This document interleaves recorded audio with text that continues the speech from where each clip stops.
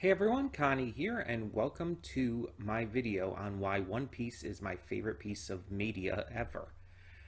So this is another video and the final video of the Road to 1000 One Piece special we have on this channel, leading up to the 1000th episode on Monday. Well, technically today, as of when you're seeing this. But as always, my reaction is actually going to go up on Monday.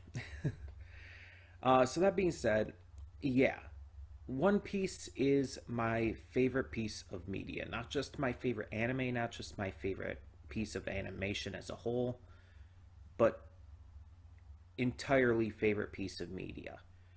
And I'm specifically referring to the One Piece anime. Um, because I can't get into the manga because I can't really get into manga for the most part. Even One Piece.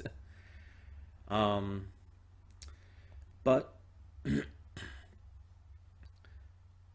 the big thing is that One Piece has just been a mainstay in my life for so long, for honestly a good portion of my life, probably most of it at this point. In fact, I would pretty accurately say most of it.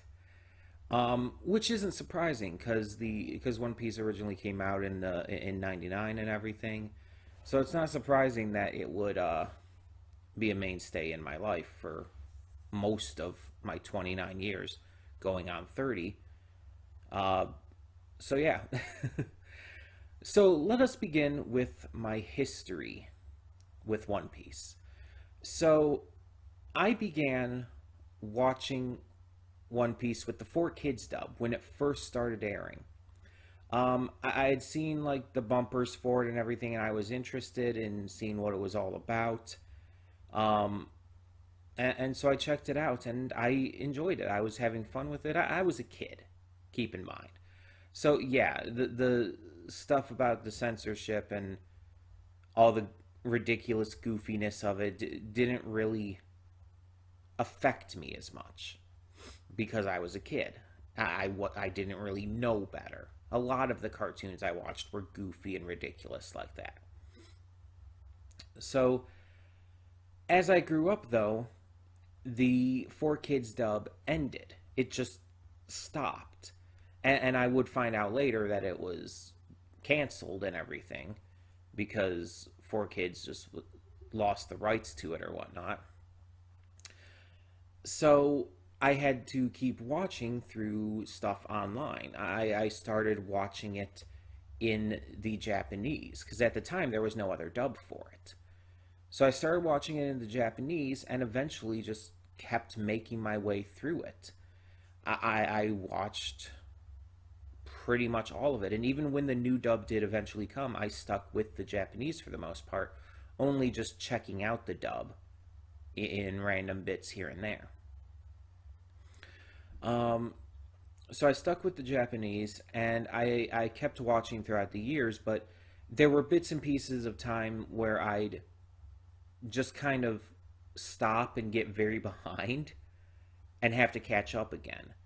Um, Eventually, I got to past the time skip, and it was at that point I decided to show it to my sister. And so we watched from the beginning all the way to just past the time skip during the Return to Shabandi arc. We watched all of that in the course of a single summer, and basically a couple months. And that doesn't sound like a lot, but it's like you're watching a shit ton of episodes every day, and it's like just to get to that. And this was like, I want to say 2011?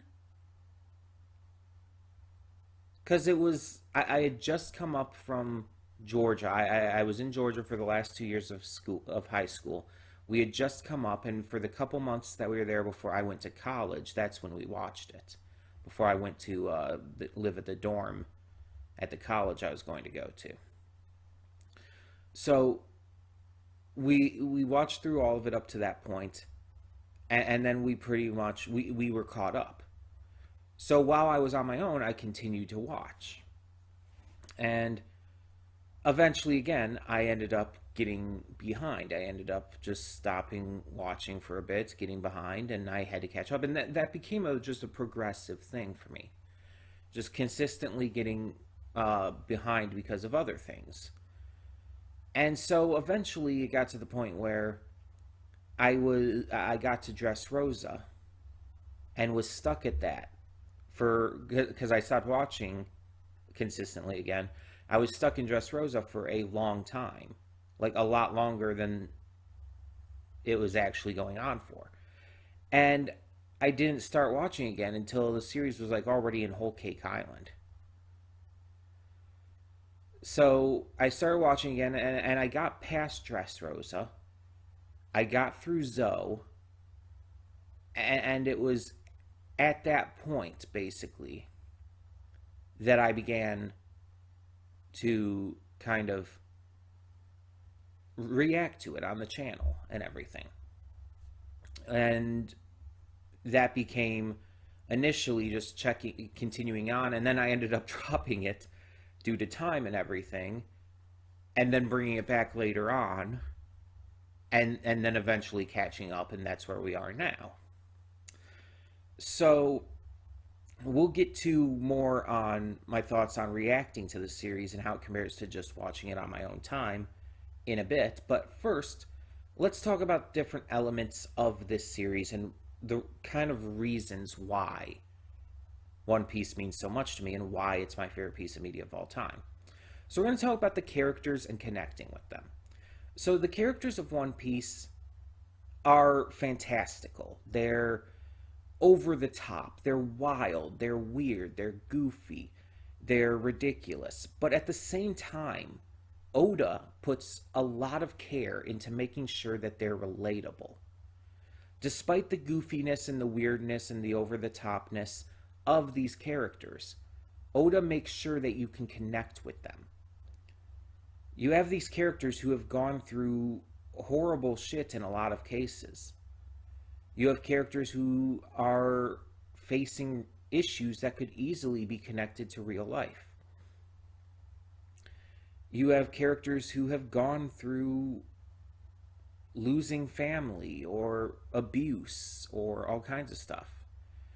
And I'll talk more about all that kind of stuff later, but these characters are very much human, even the ones who technically aren't human. And it allows you to connect with them on a greater level. Luffy is our main character right off the bat, and at first we don't get too much from him. Like, he just seems like a goofy main character who's there to be fun and joke around and just be ridiculous. But then you eventually learn about his past with red-haired Shanks, and you see how he wanted to be cool, like the pirate he idolized, but never could quite get there as a kid. And so one day he tried to confront a mountain bandit and ended up getting in trouble to where Shanks had to save him. And Shanks even sacrificed his own arm just to do so. It shows Luffy as being relatable in terms of his passion and drive for something, but also the stupid levels he'll go to being a kid to achieve those dreams. It makes you feel like, oh yeah, I as a kid would totally do something stupid like that. Or it's like you admire and even connect to his bravery and his drive to be like his hero. A lot of us have gone through that. A lot of us want to be like the people we look up to. It's a pretty normal feeling, all things considered. But then you see other characters in this. You see Nami, who had to deal with her mother being killed in front of her and having to forcefully serve under, as basically a slave, the person who killed her. You have Zorro, who lost a friend when he was a child and has vowed to achieve both of their dreams of becoming the world's greatest swordsman. You have Sanji, who was shipwrecked with a pirate captain, both of whom were left hungry and emaciated, and ended up connecting with him and becoming his sous chef. And so on and so forth. You have these characters who, yeah, their stories are kind of fantastical. The stuff they go through is kind of wild and weird and everything. But the actual ideas of what they're going through and the ideas of what they have to push themselves forward through is very much realistic. I think that's what Oda does with these characters and how he makes us connect to them. He takes these fantastic ideas and puts a little dose of reality into them. He takes these scenarios from real life that people go through and makes them unique and interesting. And it's a smart idea. It combines reality and fantasy in a way that feels natural and that you can connect to, but also realize it is still fiction. And there's characters of all kinds, of all social classes, of all races and everything in this series. So there's always someone that you can connect to, always someone whose backstory might be to some degree similar to your own. No one is left out of that scenario. No one is left out of that. So it's just wonderful in that regard. So let's get to the actual traumatic stuff, because I briefly touched on it there. But One Piece has a lot of trauma with its characters' backstories. It is very strong in that. And I say strong because it does it well. Oda writes it excellently. But because of that, it oftentimes is very hard to sit through. The stuff with Nami and losing her mother to Arlong and the Fishman Pirates is horrific. Nico Robin's backstory, where her entire island that she was born on, everyone on it except her was killed in a politicide. And she just kind of had to survive afterwards, running from place to place, avoiding the world government who wanted to kill her, even though she was an 8-year-old child. You have Brooke, who was just going on a journey as a musician for a pirate crew, and then all of his crew ended up getting sick and dying. And they were dying as they were singing one final song, and it's so horrifically tragic. One Piece does trauma well. It does it a lot. Oda puts this in a lot. Almost all of the Straw Hats have trauma in their backstories. A lot of other characters have had traumatic experiences in their backstories, and even in current day. Trauma happens in this series because trauma happens in real life. And I feel like Oda understands that. He knows that people go through traumatic shit in real life, and not all of it may seem traumatic to you, but it very much is to the people going through it. And so he wants to make sure that you understand that all of these characters are going through horrible shit here. That the stuff that they're going through is absolutely heartbreaking and horrific. But at the same time, he also makes sure to tell you that you can move on and that you can find people who can help you through it. who can allow you to live after the fact. Every single time with these characters, they've all gone through these troubles, but they're currently living in relative happiness as a crew. They love each other and they're enjoying their lives with each other. You see all these characters who have gone through so much horrible pain laughing and joking and goofing around because they found each other. And this is even actively addressed at one point in the series. After Marineford, after Luffy loses the one person in the world he didn't want to lose, he's distraught, and Jinbei has to bring him back.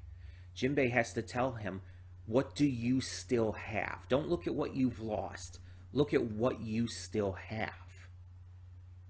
And what Luffy gets from that is, I still have my crew. I still have my Nakama.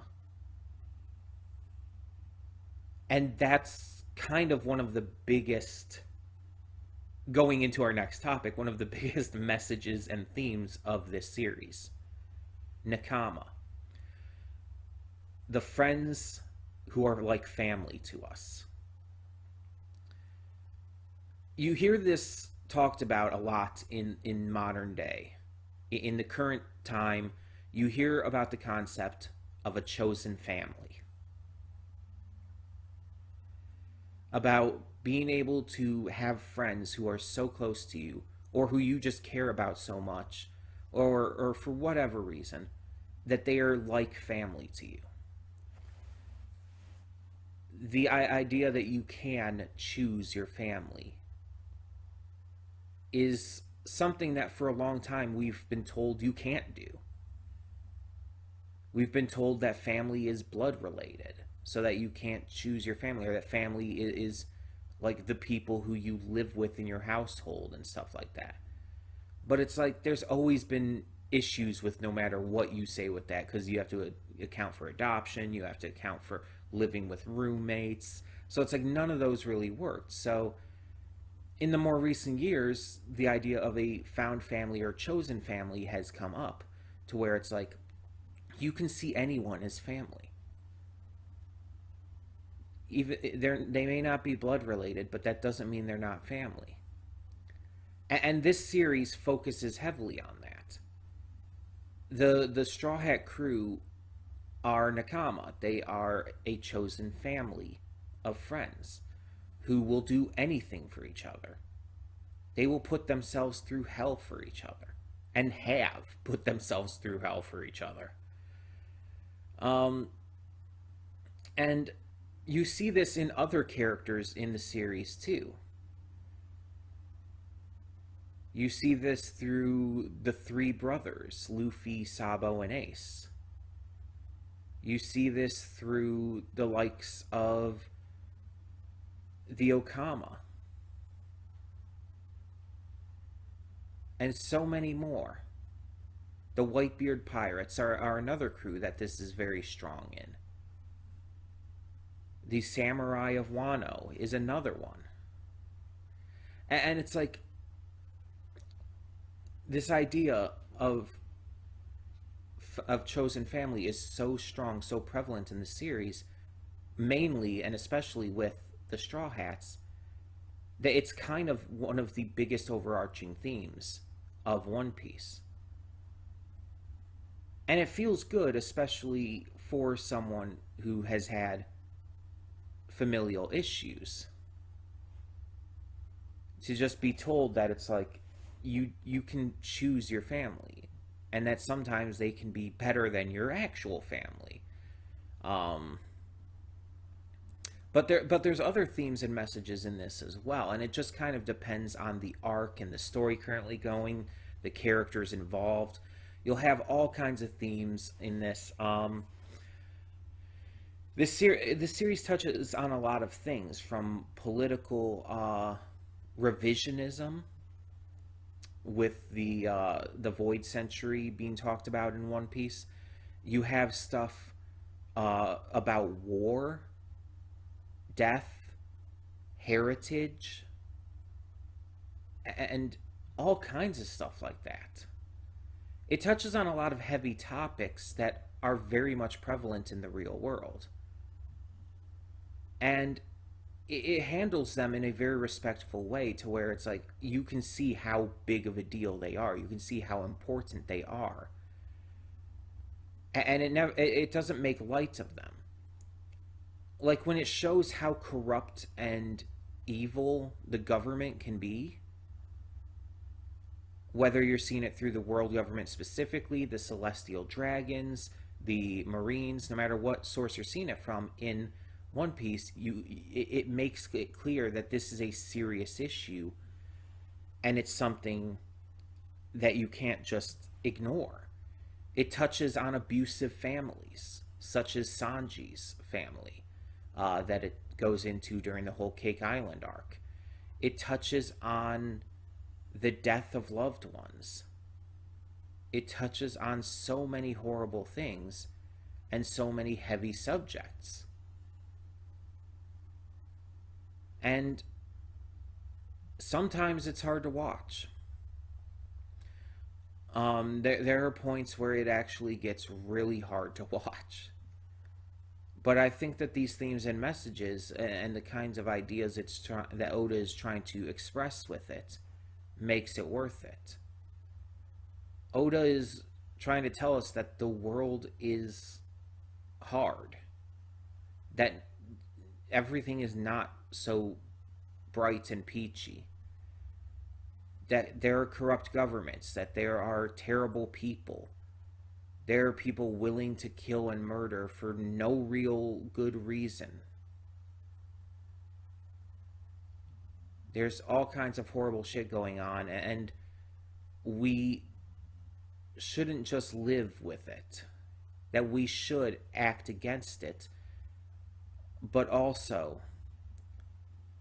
we should just work to make sure those around us are safe. The friends we make along the way, the family we choose, we need to make sure that they're safe, that they're okay, that they can get through it too. So I really like what Oda does with these kinds of things. Um, and then there's also some expanded content for One Piece. It's not just the manga and anime. One Piece has video games. There's been trading cards and all kinds of stuff throughout the years. And I've dabbled in a lot of it. I've dabbled in plenty of the video games. I have a couple on my Switch. This is not my Switch. On my Switch right now. Um, and I've had some cards. I've collected some figures and all, and just getting to experience the expanded content for any piece of media is it connects you with it more. It allows you to appreciate and enjoy it even more, because you feel like you're actively taking part in something connected to it, which you kind of are. Actively taking part in it allows you to find that connection with it a lot more and feel like you're part of the world in a way. At least from my experience. um, but there's some really good stuff too for the expanded content, and I hope that they continue making great games and stuff for the future. And then I want to talk about how it was reacting to this series, how it has been comparative to watching it on my own time. The big difference is the wait, obviously. Watching it on my own time, I didn't have to wait at all. I could just get to more episodes as I wanted. But there's also the problem of not really being like made to watch it all, because as someone reacting to it, it's like I run by a certain schedule and I have to keep getting the episodes out.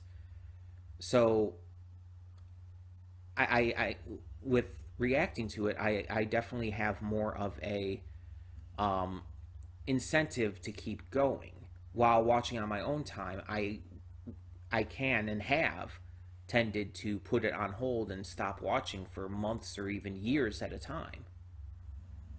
Just because I would get distracted by other stuff. I would be obsessed with a game at the time or another series or whatnot. So when I originally started reacting to it, I thought, like, okay, this is going to help that. But then I ended up dropping it due to time constraints and everything. So when I picked it up again, when I decided to react to it again, I vowed that I wouldn't do that this time. I vowed that I would make it through. And to help with that, I decided to do these One Piece weeks where I would just react to pretty much nothing but One Piece the entire week. And I would do multiple videos, each with having like 4 episodes or so. And it got me caught up. It allowed me to catch up a lot quicker and a lot easier than I would have ever thought, honestly. Leading to where I am now, where, again, I have to wait. Because the episodes only come out once a week. So I have to wait a week each time for a new episode. And that is the problem with catching up, but at the same time, I am caught up, and I like being caught up. Because I like being able to see the stuff as it airs. Especially with the 1000th episode coming, or again, technically out by the time this video is out, but still. So overall, it's just kind of all of this coming together to make One Piece my favorite piece of media. Just my long history with this series, having been watching it to some level for most of my life, to the characters and how I can connect to them and relate to them. And I mean, there's even multiple queer characters in this series, including 2 trans characters in the current arc. And it's like, it makes me emotional just knowing that that's in there. And that there's representation that can represent me in there. It's the traumas, the pains that these characters go through, pains that I have felt myself in a lot of ways. The messages and themes that hit really hard, that are important and realistic to what's going on in the real world. And even stuff like the expanded content, where it's just like fun games and stuff. Like One Piece, oh god, what's it called? Unlimited World Red. Fantastic game that has just made me get into things that much more. And reacting to this series. Reacting to this series reinvigorated my love for it in a way I didn't think was going to happen, honestly. It made me just fall in love with One Piece all over again. And allowed me to just reach a whole new level of, I guess you could say, obsession with it. And it's something that's always going to hold a very strong place in my heart. For all the reasons I mentioned and more. It's always going to be extremely important to me. And we're reaching the end game. According to Oda, we're in the last parts of this series. And knowing that it kind of sucks, because it's sad that this will one day be over, but it's exciting to see how this is going to end, how Oda's going to close this out. So there's a lot to look forward to going on into the future. We're at episode 1000 now, with the manga chapters a little bit ahead of that. But we've got so much more to go still. One Piece is my favorite piece of media of all time because it just feels real to me. It feels real, and it feels like these characters are people I've been friends with for most of my life. These scenarios and these situations that I've seen them go through, I very much remember a good portion of them just by memory, just by my mind. A lot of it is just very much like I could tell you practically exactly what happens in a lot of arcs, especially in the East Blue Saga. Especially in the East Blue Saga. As it gets like further on, especially past the time skip, I have a harder time with that because the arcs get longer and a lot more happens during them.